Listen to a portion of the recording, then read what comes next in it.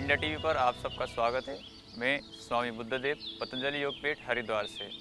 योग एक जीवन का अभिन्न हिस्सा है और योग एक साधना पद्धति है और जीवन पद्धति है और ये स्वास्थ्य को ठीक रखने के लिए शारीरिक स्वास्थ्य, मानसिक स्वास्थ्य, आध्यात्मिक स्वास्थ्य और सामाजिक स्वास्थ्य को ठीक रखने के लिए एक बहुत ही अच्छा जीवनचर्या है।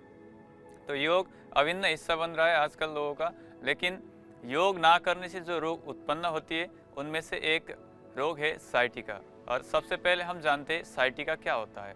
कि साइटिका जानने से पहले इसमें जो जो नर्व है साइटिक नर्व, ये सबसे थिकेस्ट नर्व होती है हमारे शरीर की और ये स्टार्ट होती है आपके लंबर रीजन से और लंबर रीजन से पास होकर के आपके बैक ऑफ द थाई से होकर के नीचे पैर तक जाती है, डोर्सम ऑफ द फुट तक जाती है। तो जब ये साइटिक नर्व में कंप्रेशन आती है, यानी कि कंस्टिपेशन के कारण से या तो किसी एक्सरसाइज के कारण से जो कंप्रेशन आती है, उस कंप्रेशन के कारण से जो दर्द महसूस होता है वो आपकी बैक ऑफ द यानी कि ग्लूटेल रीजन से शुरू होकर के बैक ऑफ द थाई होते हुए पहले घुटने में फिर नीचे डोर्सम ऑफ द फुट तक रेडिएट होता है और बाद में जा कर के जब इसकी एक्सट्रीमिटी होती है तो ये ड्रफ फुट का रूप ले लेती है, यानी कि पैर चलने में दिक्कत होती है, जिसको हम हिंदी में लंगड़ी बाई भी बोलते हैं। आइए अब हम जानते हैं योग के द्वारा साइटिका को कैसे ठीक करें। तो सबसे पहले हम सूक्ष्म व्यायाम से शुरू करते हैं, यानी कि अपने पैरों को सीधा करके अपने हाथों को पीछे रख लीजिए और जो पैर की उंगलियां हैं इन उंगलियों को ऐसे मूवमेंट करने से आगे पीछे लंबे गहरे श्वासों के साथ फिर इसको फ्लेक्शन और एक्सटेंशन, ये फ्लेक्शन और एक्सटेंशन की जो एक्सरसाइज है जो हम एंकल जॉइंट पे करते, इस एक्सरसाइज से जो मसल्स स्ट्रेंथ होती है, मसल्स स्ट्रेंथ इंप्रूव होती है और जिन मसल्स को साइटिक नर्व सप्लाई कर रही है उन मसल्स में स्ट्रेंथ बढ़ जाती है और इसको हम ऐसे गोल गोल भी घुमा लेते हैं। लंबे गहरे श्वासों के साथ हम इस अभ्यास को करते हैं, पहले क्लॉकवाइज फिर एंटी क्लॉकवाइज।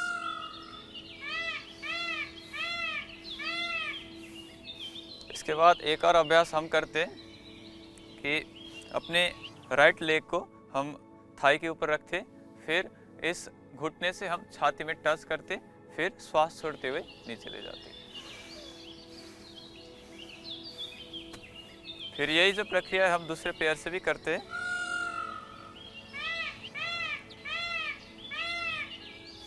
श्वासों की गति के साथ हम अभ्यास करें तो जो ब्लड सप्लाई है, जो नर्व को ब्लड सप्लाई कर रही है वो वेसल्स अच्छे से एक्टिवेट होंगे और वहाँ पे अच्छे से ऑक्सीजन सप्लाई होने से जो कंप्रेशन बनी हुई है वो कंप्रेशन खुल जाती है, यानी कि जो भी टॉक्सिन्स एक्युमुलेट हो रखे हैं वो टॉक्सिन्स डिटॉक्सिफिकेशन की मार्ग पे जाएगी, यानी कि टॉक्सिन्स शरीर से बाहर निकलने के लिए ऑक्सीजन की मात्रा पर्याप्त रूप में शरीर को चाहिए होती है। इसलिए जितने भी हम योगाभ्यास करते हैं उसमें श्वास प्रश्वास की गति पर हम विशेष ध्यान देते हैं। तो ऐसे सूक्ष्म व्यायाम करने के बाद अब हमारी जॉइंट की मोबिलिटी बढ़ चुकी है। अब इसके बाद हम आसनों के अभ्यास कर सकते हैं। तो सबसे पहले आइए हम शुरू करते उष्ट्रासन से।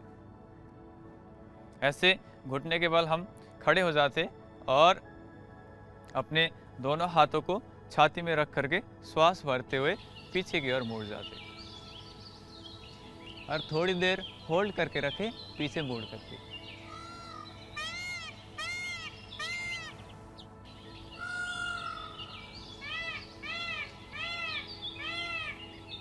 फिर श्वास छोड़ते हुए आगे आ जाए सामान्य स्थिति में, नीचे बैठ जाएंगे हम वज्रासन में। और इस अभ्यास को हम 3 से 4 बार तक कर सकते हैं और ये अभ्यास करने से जितने भी बैक की समस्या है, चाहे वो सर्वाइकल स्पॉन्डिलाइटिस की समस्या हो या तो लंबैकों की दिक्कत हो, लंबर पेन की दिक्कत हो या तो साइटिका की दिक्कत हो, सारी दिक्कत में बहुत अच्छा करता है। बैक हमारे स्पाइन के लिए बहुत अच्छा है यह अभ्यास। और इसी का दूसरा अभ्यास है ये उष्ट्रासन को हम जैसे हमने दाएं हाथ को पीछे ले गए और दाएं पैर को पकड़ लिए पीछे श्वास भरते हुए, ऐसे ही बाएं हाथ को पीछे ले गए और बाएं पैर को पकड़ लिए और होल्ड करके रख लिए थोड़ी देर तक। थोड़ी देर श्वासों को होल्ड करने के बाद हम नॉर्मल गति में श्वास प्रश्वास को ले सकते हैं। फिर हम वापस आ जाते, लेफ्ट हैंड को पहले वापस लेके आ जाएंगे, फिर राइट हैंड को वापस लेके आ जाएंगे और नीचे हम बैठ जाते। तो ये उष्ट्रासन का हमने अभ्यास किया, ऐसे ही अर्ध उष्ट्रासन, उष्ट्रासन के बाद हम चंद्रासन का अभ्यास कर सकते हैं और हम लेट करके अभ्यास करते हैं मकर आसन का।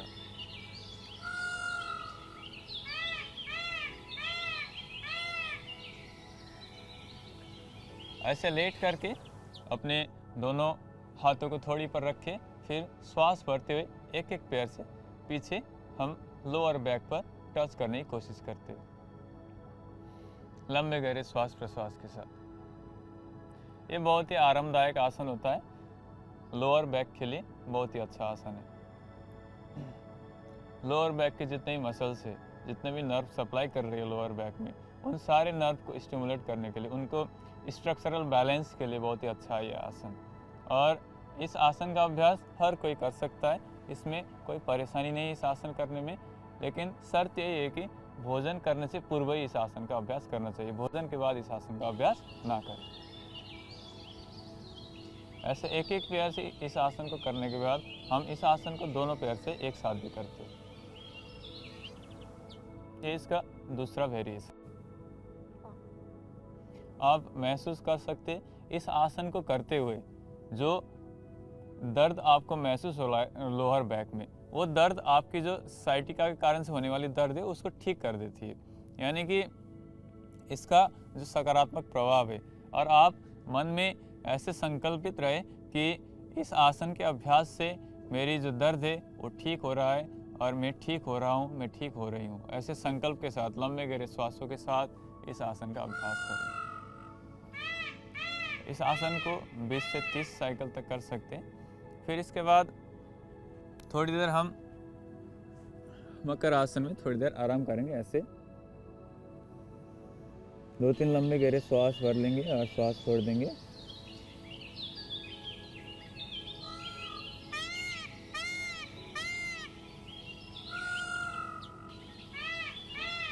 फिर इसके बाद हम करते भुजंग आसन का अभ्यास है। भुजंग आसन के 3-4 अभ्यास है। इसमें सबसे पहला कि हम हाथों को अपने छाती के साइड में रखें और श्वास भरते हुए अपने सिर को ऊपर उठाएं और ऊपर की ओर दृष्टि करके रखें। श्वास भर के होल्ड करके रखें। स्पाइन की अलाइनमेंट को ठीक करने के लिए और स्पाइन से रिलेटेड जितने भी दिक्कत हो, चाहे वो सर्वाइकल की हो, चाहे वो लंबर की हो, चाहे वो सैक्रल रीजन की हो, चाहे वो लोअर बैक की हो, सारी दिक्कत को ठीक करने के लिए और स्ट्रक्चरल बैलेंस के लिए भुजंग आसन बहुत ही अच्छा है।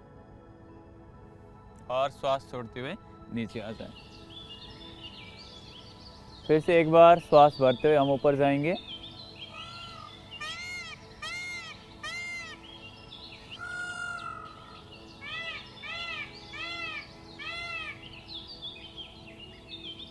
थोड़ी देर होल्ड करने के बाद श्वासों को नॉर्मल गति से ले सकते हैं और छोड़ सकते हैं। फिर श्वास छोड़ते हुए नीचे आ सकते हैं।